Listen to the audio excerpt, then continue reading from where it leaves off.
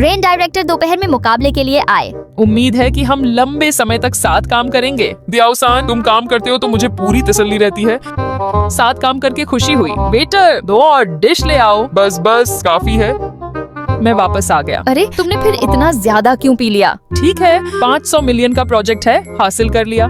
हाँ, तुम ही सबसे काबिल हो, लेकिन फिर भी अपनी सेहत का ध्यान रखना चाहिए। पैसा सेहत से बढ़कर नहीं होता। चिंता मत करो, मैं संभाल लूंगा। इतनी देर क्यों हो गई? कितनी बार कहा है कम पिया करो। पति अभी तक सोए नहीं? तुम सो जाओ, मैं अंदर जाकर फाइलें देख लेता हूँ। मत देखो, रोज ऐसे ही रात रात भर जागते रहते हो, शरीर कैसे सह पाएगा? तुम्हें याद है शियाओ वांग की माँ, जो मेरी अच्छी दोस्त थी, उसने हाल ही में नौकरी छोड़ दी। सब काम बहुत ज्यादा थकाने वाला था। हालांकि बीमारी शुरुआती स्टेज में थी, लेकिन इलाज पर लाखों खर्च हो गए। मेरे आसपास के कई दोस्तों ने बीमा लिया है। क्यों ना मैं तुम्हारे लिए भी एक बीमा ले लूं? छोड़ो ना, ये पैसे कहीं और लगाना बेहतर है। लेकिन ये महंगा भी तो नहीं है। तुमने तो खाना भी नहीं खाया और अब तक काम में लगे हो। कुछ खा लोगे? नहीं, सो जाओ। डांग साहब, आपको अपनी सेहत का ज्यादा ध्यान रखना चाहिए। कोई बात नहीं, मैं संभाल लूंगा। अगली मीटिंग में मुझे भी साथ ले चलिएगा। ठीक है। बच्चे की तबीयत बिगड़ गई है। क्या हो गया? मुझसे मजाक मत करो।